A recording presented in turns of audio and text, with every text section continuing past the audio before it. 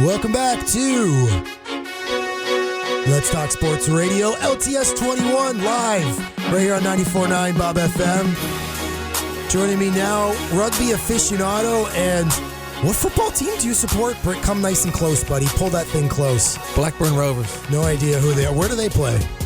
They play in the Championship, which is one down from the Premiership. Oh, yes. All right, They've got more Premiership titles than Liverpool, I'll have you know. Do they? One. Unbelievable. How about more than West Ham? Correct. Many more, yeah. Conal Keane, what's up, buddy? Great to be here. I'm absolutely shocked you've asked me to come back on the show, but delighted to oblige. Hey, you know what? It's so much good feedback. I don't know if the views, the listens to the episode that we did talking about the group stage of the Rugby World Cup was through the roof, so I thought, why not? Bring them back. Big result this morning. England takes out New Zealand in the first of two semifinals. The second one goes tomorrow. All of these great Kiwis and Englishmen woke up nice and early this morning.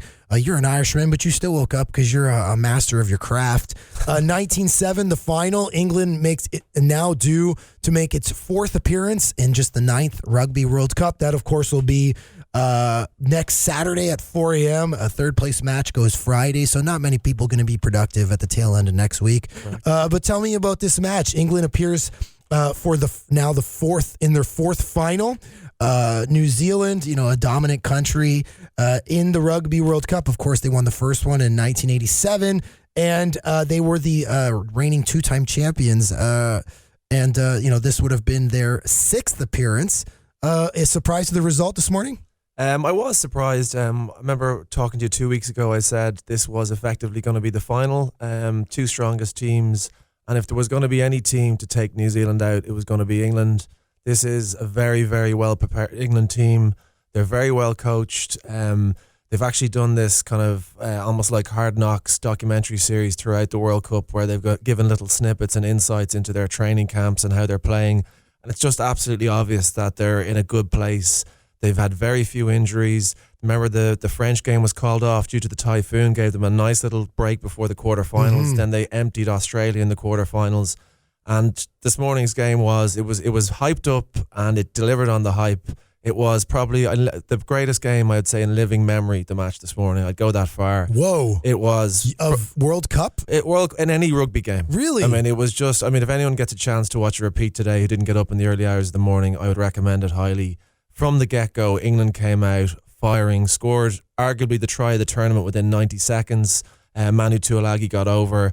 They showed more ambition, power and intelligence in 90 seconds than Ireland managed in 82 minutes in the quarterfinals last week.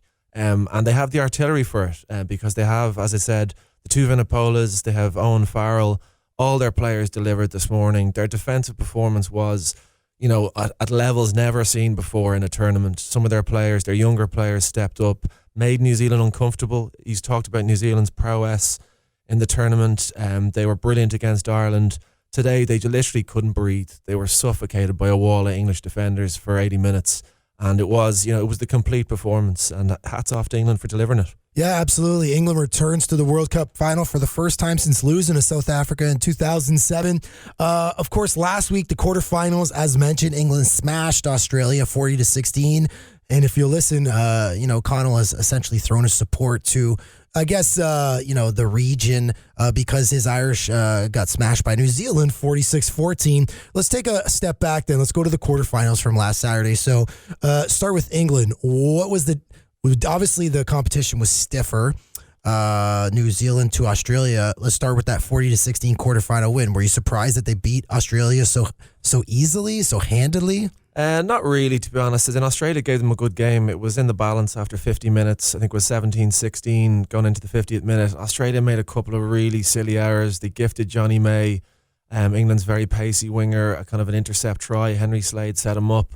And the game just went away from them there. Australia certainly gave them a good go for the first 40 minutes. Some of their more senior players who've now played their last game, David Pocock, was to the fore, and some of their backs got into the game. But England never really looked threatened, and Australia just compounded. They didn't have the accuracy that England had. They compounded their own errors. They made mistakes deep in their own half, gave England easy territory. Owen Farrell was flawless, kicked 9 out of 9. And England grew into that game took a lot from it going into the semi-final this morning. Australia, to be honest, were quite disappointing in this competition. Once they lost to Wales in the group stages, I mean, their tournament was effectively over. Speaking of Wales, of course, they'll appear tomorrow morning in the second semi-final. Let's talk a little bit about that. Your country, Ireland. They 46-14 quarterfinal loss. Any surprises there? Just in general, like.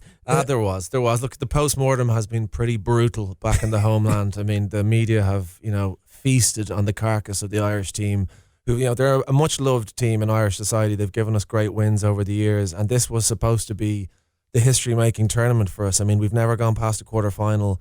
If we topped our group, which we didn't, Japan stole that from us.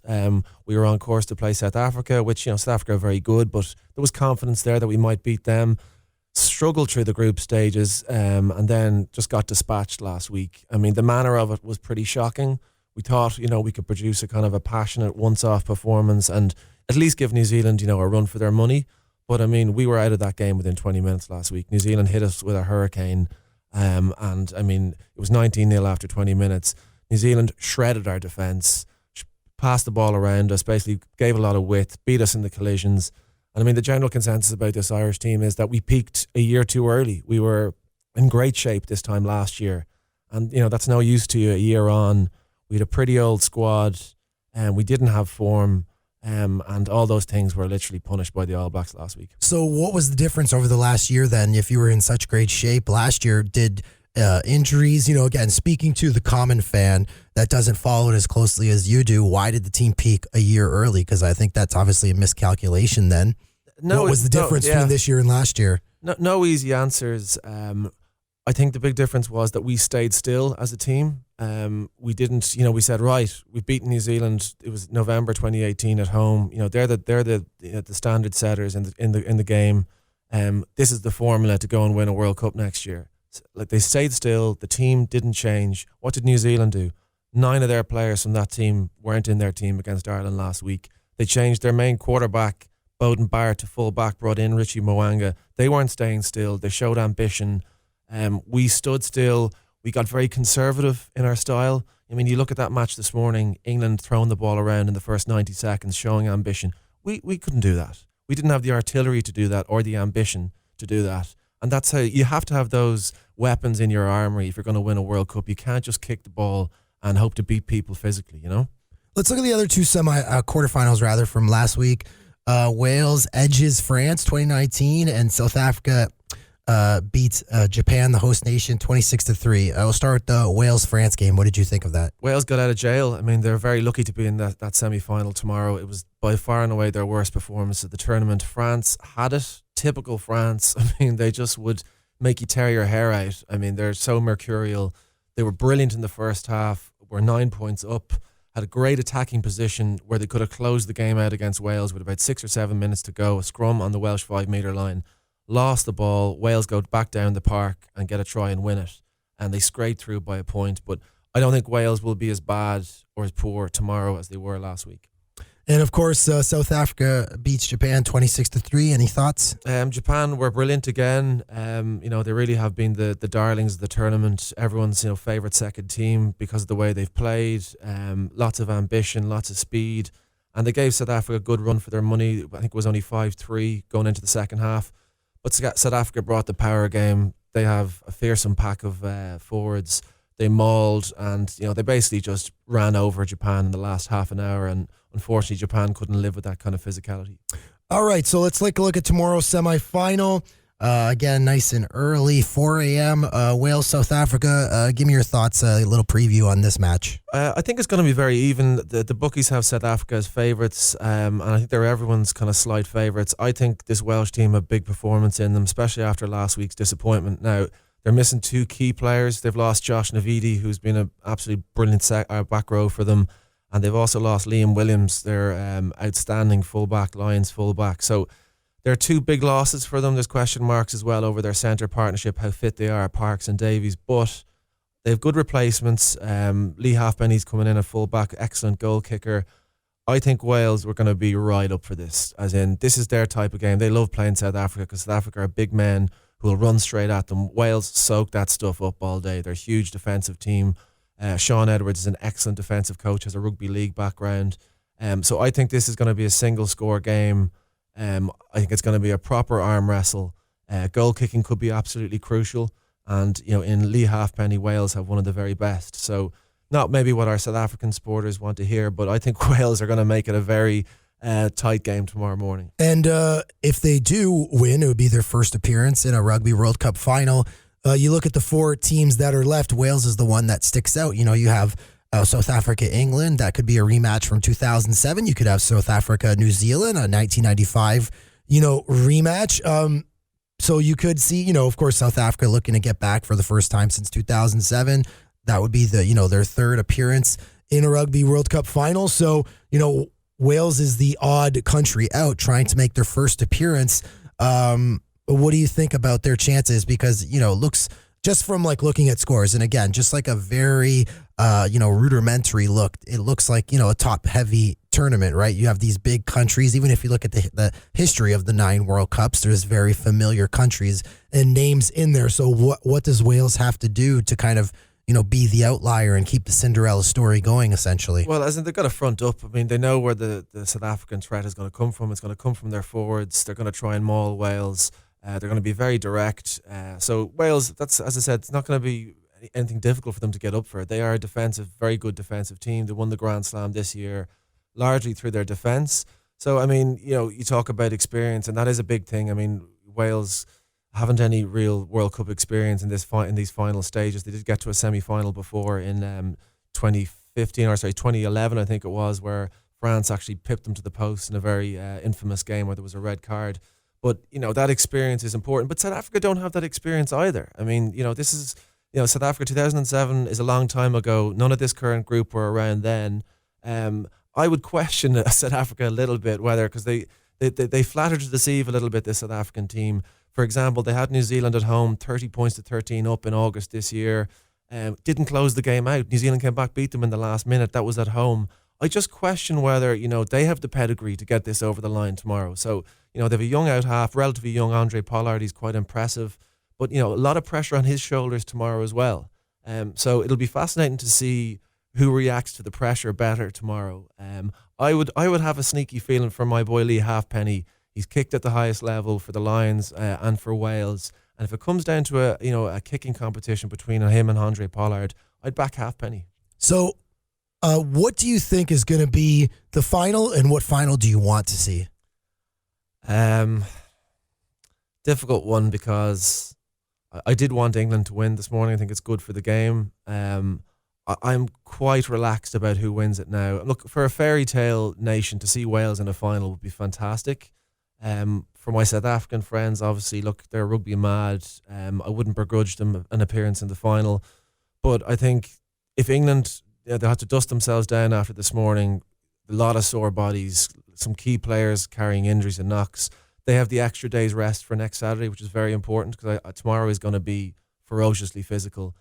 I think England have to be the favourites, and I think they'll get over the line, particularly if Owen Farrell is fit, because he was hobbling around for a lot of today's game. If he's fit and can goal kick England to win it, I couldn't call tomorrow's game. I have a sneaky feeling Wales will make it very close, but it's going to be a coin flip. And then ultimately, who do you think is going to win this thing? I'm gonna stick with England. I think after this morning, they were just so impressive this morning. I mean, it was, as I say, a performance for the ages, and who could back against them after producing that? And so obviously with England having won back in 2003, moving forward for international, rugby 15s, if England wins, is it good for the sport? You talked about bringing new nations in and not having as much parity. I think that's a pretty much across the board for all sports. You don't want the same, look at the NFL, the Patriots are good, but they aren't guaranteed to win every year. They're a dynasty, but it's, it comes in clusters, right? So if England does win as you predicted, or as you desire, what does it do for international rugby? Well, we're going to have a new winner now regardless. New Zealand are gone, so that has to be a positive. As you say, domination is not a good thing. It becomes kind of a psychological complex as well for teams. Can we beat New Zealand? If they'd won this morning, they would not have lost a game in the World Cup for 19 matches or something like that, something ridiculous. So it's good for the sport. New Zealand aren't going to take this lightly. They'll go back to the drawing board. You can be sure that they're going to come back stronger than ever. It'll raise the standard. Of course, if it was to be won by Wales, it would be unbelievable for Wales, the country, for the people. That sort of thing would be a massive national galvanising thing.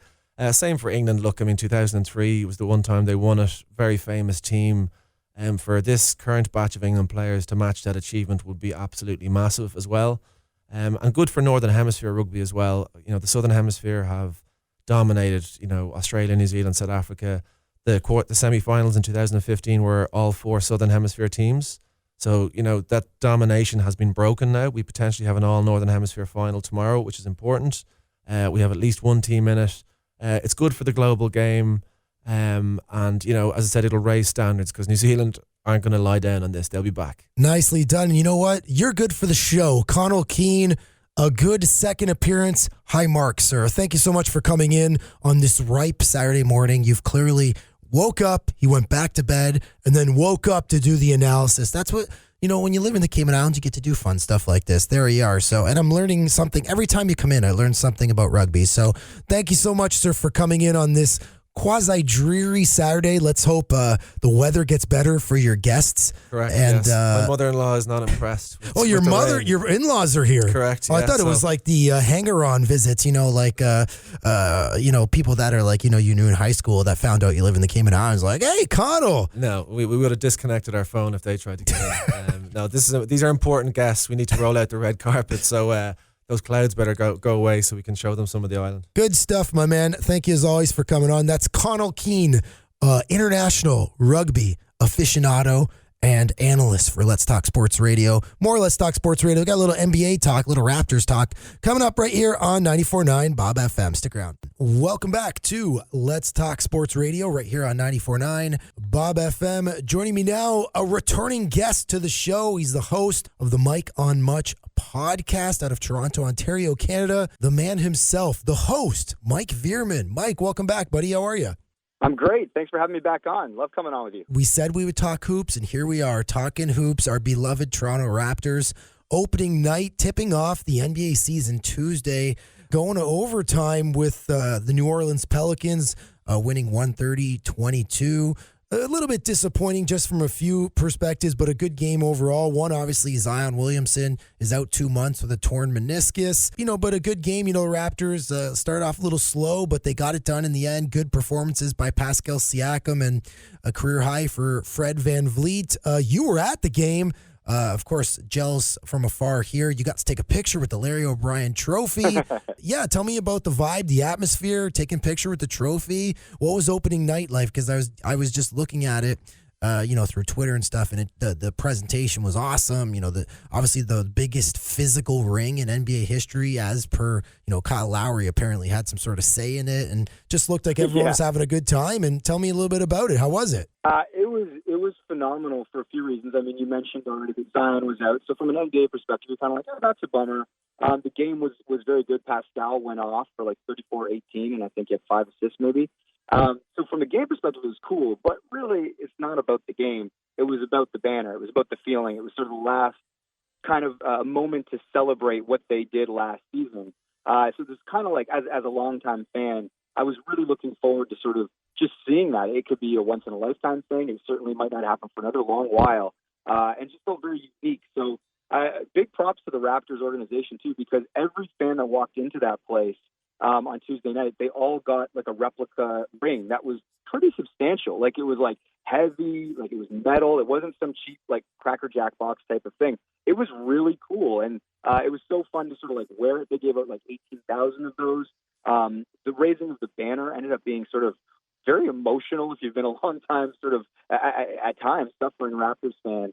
And one thing I kind of noticed, which was very cool about it, was I was at Game 6 of the conference finals where they beat Milwaukee to go to the finals. I was at Game 2 of the finals, so I was in some pivotal moments. I was at Game 5, Philly, and in those wins, I felt elated and I felt good. But this experience was almost better because it had none of the tension. Like I felt like in those playoff games, it was almost like I was relieved when they were over. This experience was like, whether the Raptors won opening night or not, It was really about sort of the banner and celebrating everything that they'd done. So it just was like far more emotional than I thought it was, and actually kind of more enjoyable than some of the more intense games in the later rounds of the playoffs last season, just because there wasn't that sort of tension and sense of relief. But it was magical, man. It was really cool. Yeah, it looked amazing. Super jealous. How about the game itself? Nick Nurse opting to go with a 2 small guard backcourt of Fred VanVleet, who rolled his ankle, but he looks like he's going to be okay. We went off for 34 and 7 assists. Lowry, steady, 22 points and 6 assists. And then, of course, Pascal was closing in on that 30-20 game. He ended up with 34 points and 18 rebounds before fouling out. What were your impressions? My impressions, just off the top was, they went with a really tight rotation. Of course, Ibaka looks like he'll be the 6th man. You got to look at the undrafted Terrence Davis. Norm Powell was okay. Didn't only 5 points, but he made a couple clutch shots and got 8 rebounds, so he was good on the glass. Yeah, it was a tight rotation, tight game. Fred VanVleet came up huge. Pascal looked like he was the go-to number 1 guy. And from a New Orleans perspective, I thought they looked pretty good considering they're missing, Zion. I thought that Brandon Ingram looked really, really good. And, I feel like Redick is like a Raptor killer, just hitting clutch shots. It looked like they were quite deep and that they have bounced back quite nicely from, pillaging the Lakers on that Anthony Davis trade. Josh Hart had 15 points. And yeah, we also had the debut of Nickeil Alexander-Walker, the Canadian. So a whole bunch of stuff to jump into. The game itself, how do you think the Raps feel? How do you feel the Raps played, and how do you feel the Pels played? Yeah, I agree with that. I thought the Pellies were surprisingly deep. Lonzo Ball didn't even really get on the floor until the very end. Like, there was a stretch in the fourth where I went with my friend Jimmy. We're looking at each other, going, "Why isn't Lonzo out there?" And it's because the Pellies are so deep. Actually, LeVar Ball was in the building. He was like 6 rows in front of us, so I was kind of watching him and wondering what was going through his mind as his son wasn't in the game. But yeah, I thought they looked good. They're deep. I think they're going to have a decent little season. As far as the Raps, I was keeping an eye on Pascal, obviously, because he's our new max guy. He's going to be the go-to guy. And I think what we're going to have to sort of learn and decide over the course of the season is when things get sort of tight in that last 2 minutes of the game, and this game obviously went to overtime, it's like the difference between a really great team and a really good regular season team is someone like a Kawhi or a LeBron, someone you can hand the ball to and say, go get us a bucket right now in the last 2 minutes when it's really tight. And we're not 100% sure what Pascal can do in that situation because last season we had Kawhi to do that. He's shown that he might have a predilection for it. He's shown that he can grow into it. I'm really high on him. I think that if he didn't foul out in that last 2 minutes, he would have finished with like a 40-20 game because he's only 6 points away, and we did end up going to overtime. So yeah, it was more sort of watching the way that they played, obviously without Kawhi, which we saw a bunch last year, but really more so with Pascal as the focus because really he's the guy that we've marked as our star going forward. He's our max player. And we got to see what he can do. And it's going to be a whole season of sort of trial and error. And him, he's not going to always be great in the clutch, but there was Kawhi last year. If we remember, there was a couple games early on. He dribbled the ball off his foot against Detroit. And, it's not really about that. It's more about where he's at by the time the playoffs start. So yeah, it was more watching Pascal, and I thought he looked really, really good and felt comfortable as the go-to max guy for sure. Yeah, agreed. For anybody that's been living under a rock, 4 years, $130 million for Pascal. His versatility was certainly on display. Of course, you see that in the box score, 34 and 18. He even pitched in with 5 assists and a block. But I like what they were doing. They're almost doing what I think the Lakers want to do with Anthony Davis, is put him in the post and then kind of kick out to the shooters. But also he was taking that, what's become his favorite shot is that corner 3. I thought his versatility was really, he's going to be like what Kawhi is in the sense where the offense is going to run through him. Like he's going to be the primary ball handler. I think people will play off him. I think that's how this team is going to be successful. And I think that's maybe what Nick Nurse was considering when he's starting Van Vliet and Lowry, because they're both kind of good, jump shooters and can, both handle the ball. And even OG Anunoby coming back, obviously, after having the appendicitis or the appendectomy that kept him out of the playoffs. He looked pretty good as well. He was 5 for 12.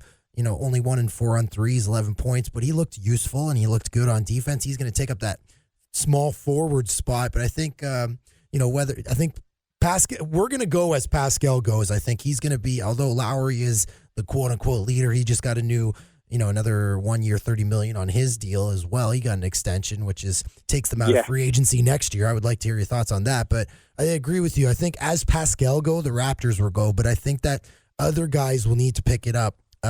Anybody Serge led us off the bench with 13-5. Anybody else that stood out to you just in general, like on the Raps? Yeah, I agree. I think OG looked really good, actually, for a guy who didn't play much last season. They actually had him primarily defending Drew Holiday as well. So I think he's going to sort of be our go-to stopper, meaning whoever the best offensive player on the other team is, I think OG will be the guy that gets assigned him. We've seen that before when we played Houston, and they have OG primarily on Harden. I thought he looked really, really good in that role, hit open shots. I think Serge is going to have actually a hell of a year because he's in a contract year, and he seems to be very confident right now, and he's kind of beasting, and he feels like he sort of knows his place. I mean, he outplayed Marc Gasol. Marc Gasol had a bit of a dud, but again, Marc's coming off a big summer where he just won in the World Cup, and obviously having a championship here with the Raptors. So I don't know if at some point, if this trends this way. Again, it's one game. I don't like to make too many judgments on one game because what happened in October doesn't necessarily have a bearing on what's going to happen in, April. But we'll see. It's something to keep an eye on. And obviously Mark's also in a contract year, or at least an expiring year from the team's perspective. So we'll see if those two guys are even around by the trade deadline.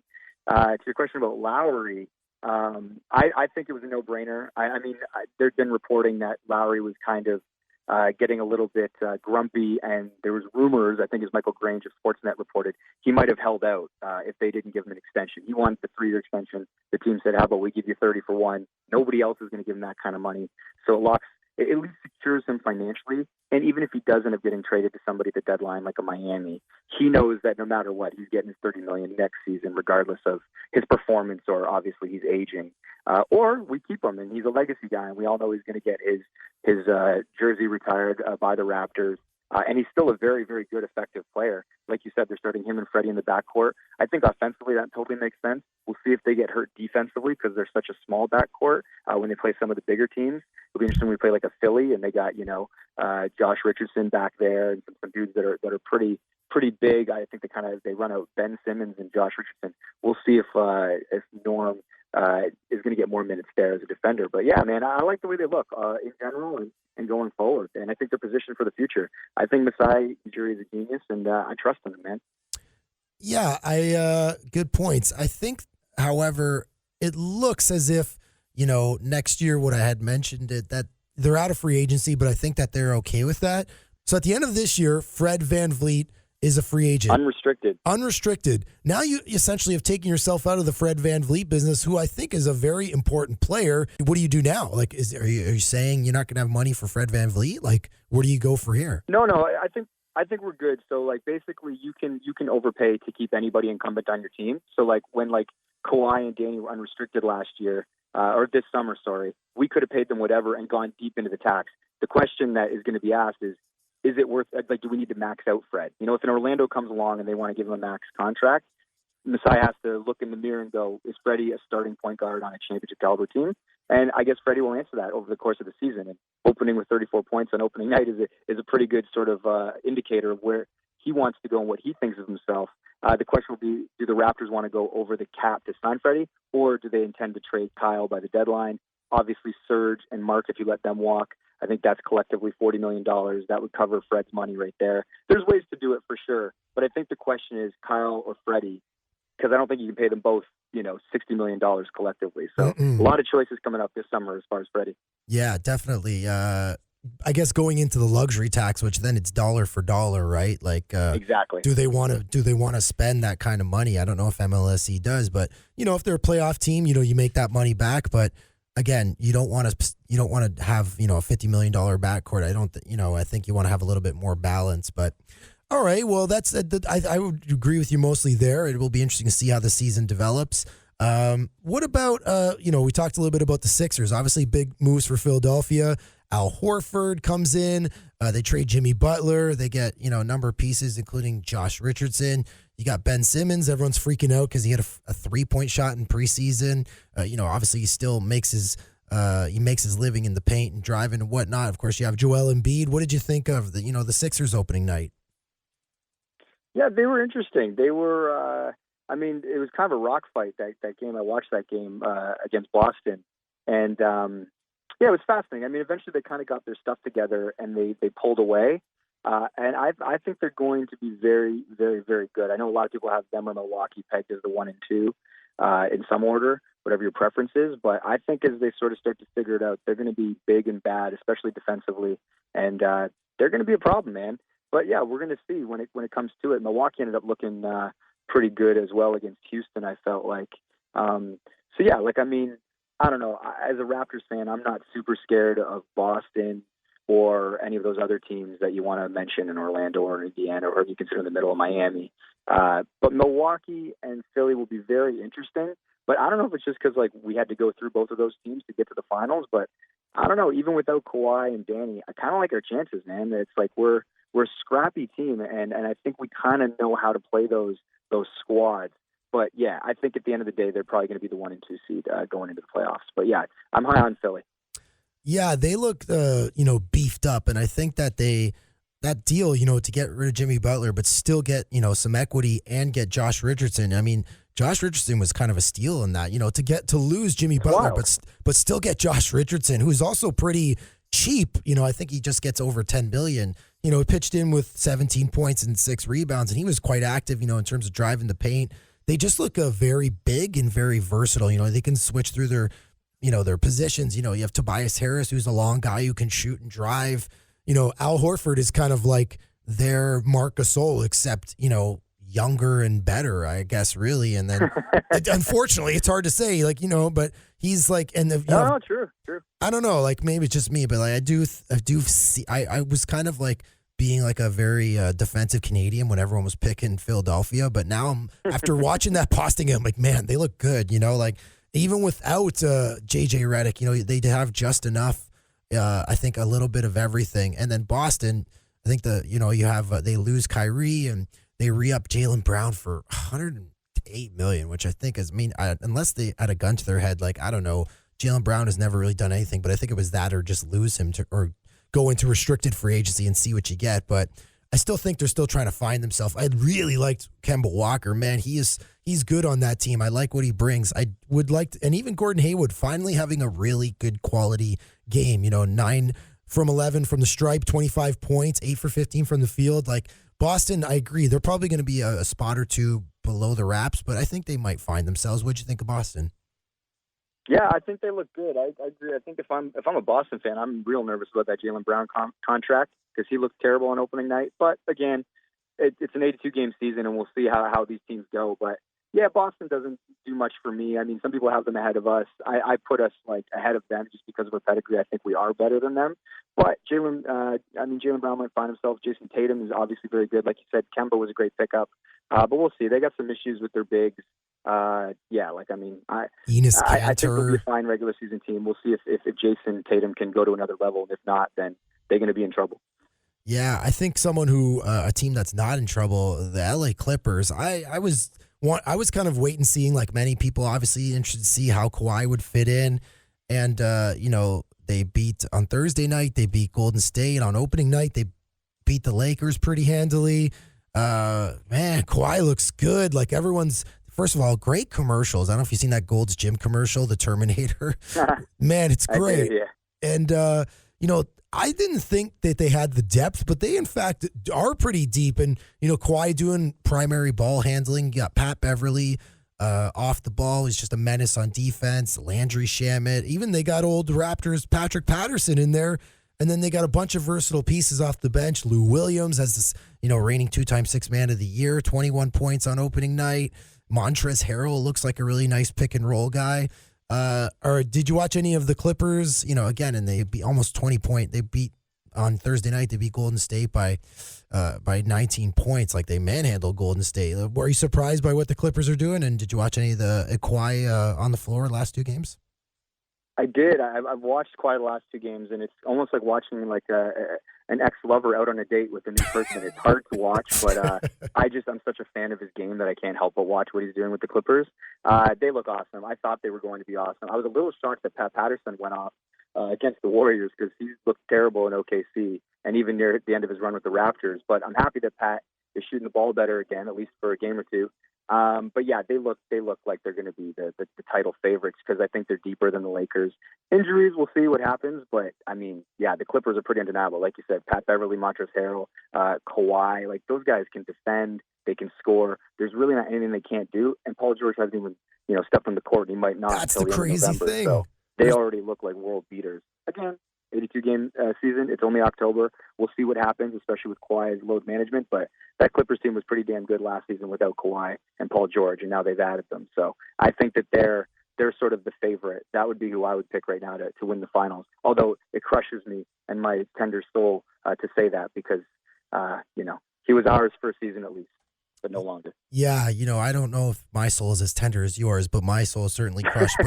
But yeah, just to see Kawhi and like, it's funny, he goes to the Clippers and then, people were already praising him and now it's just like he's the king of LA. And you look and you're like, man, he really was so good. And so he really is such a special player. And even if you look 2 years back and you're like, how could like the Spurs treat Kawhi so poorly? How could they let him go for so little? I mean, we credit, of course, Masai for making such a, what looks like a brilliant trade because considering now that, then the Clippers and go out and give up multiple first-round picks. The Lakers give up multiple first-round picks for Anthony Davis, and it really shows the brilliance of Masai's move and to really show that how underrated an asset Kawhi was after his, injuries that essentially, he eventually rehabbed him. And it just shows like how much of a miscalculation San Antonio was to not, whatever it was, disrespect Kawhi or not trust him. Yeah. It really shows how franchise altering. And I don't think San Antonio gets enough criticism for that, for letting him go so easily. And because, I mean, DeMar is DeMar. He's always going to be part Canadian, and he gives a lot of credit to Canada and Toronto. But, I really don't think that people don't give San Antonio. People are easy to praise the Spurs, but I don't think people are quick to judge them for making such a miscalculation. Would you agree? Yeah, I think that's the thing. It's like because San Antonio had been so golden for so long, and they were held up as sort of like the example of how an organization should be run. I think people were shocked that they mishandled the Kawhi thing. But I mean, there's a lot of factors in there. Like there'd been rumblings forever that Kawhi and his uncle Dennis had wanted out of San Antonio, so this was sort of a catalyst. But there's no doubt that they were resistant to him using his own training people and all of those things that everybody I'm sure has read. It takes two to sort of like tango in a situation like that, but undeniably his stock was way down by the time Masai swooped in there. He'd only played 9 games the season before. They were telling any team that was going to come at Kawhi to trade for him if it wasn't an LA team, he's absolutely leaving. That obviously proved to be true. So it was like people's appetite to gamble on a 1-year rental was not very, it was very low comparatively to Masai, who kind of had nothing to lose because he's like, listen, we flamed out the last 5 years, and it's time to try something new. If you're Boston and you're being asked to give up Jason Tatum to have a guy walk a year later, like I get why the market was so cool for Kawhi and why Masai was able to walk in. But yeah, I agree that San Antonio mishandled that situation completely. And I mean, I don't know if they're getting a pass. People are pretty aware of it. All right, Mike, final question. We got to wrap up. Again, we're very early in the season. What's the biggest surprise and what is your biggest disappointment thus far? We'll wrap there. Oh, wow. That's a great question. Okay, so we're only a few games into the season. The biggest surprise so far, what? I'll go with Westbrook looking so good in Houston. I thought it was going to take him a little bit of time to sort of figure his stuff out. And I'll sort of combine that with Harden looking not so good, at least in that opening game. I was kind of like, I thought it was going to maybe be reversed. Harden was going to come in, he was going to know how to cook, work within that system, and Westbrook was going to have to find his footing, and it ended up sort of flipping. So I found that a little bit surprising for sure. And then the most disappointing, that's a good question. I'll go personal, and I'll say Pascal Siakam fouling out on a couple ticky-tacky fouls because I wanted to see our boy go for 40 and 20, and I feel like the refs robbed him of it. Oh, you know what? And also, I'll go back to surprise. I've found that I'm enjoying the coaches challenge thing. I didn't know if I'd like that. Oh, but yeah. I kind of find it fun. Coaches challenge. I think the coaches need to kind of like save them a little bit instead of throwing them out there so early, because you can see like towards the end of the game it starts to get ticky-tack, right? But I agree, it's an interesting facet. I'm going to give mine really quick. Biggest surprise, agree with you. Last Thursday night's game, Russell Westbrook looked amazing. I didn't think that two ball-dominant guys could coexist. Again, very, very early, but I loved what he was doing off the ball, which everyone said he couldn't do. I loved how he was contributing, and he was very much in the flow of the game, even though it was a 6-point loss to Milwaukee. I was very much enjoying Westbrook as well. And biggest disappointment, I would say Marc Gasol just coming out super flat in the opener, and almost he was like a liability, really, and hoping to see Gasol turn it around. I guess those are my two. That's a great one. Marc Gasol, I can add that to the list too. I was a little let down by Marc. All right, brother, and I will add you to my list of return interviewees. Always a pleasure talking ball with you. And we'll put up a little link for your podcast, and we'll put this up one as well. Thank you, Mike Veerman. That's the Mike on Much host podcast right there. Thanks, Mike. Thank you so much for having me. It's always a pleasure, and let's do it again. Let's do it, brother. More Let's Talk Sports Radio right here on 94.9 Bob FM. Stick around.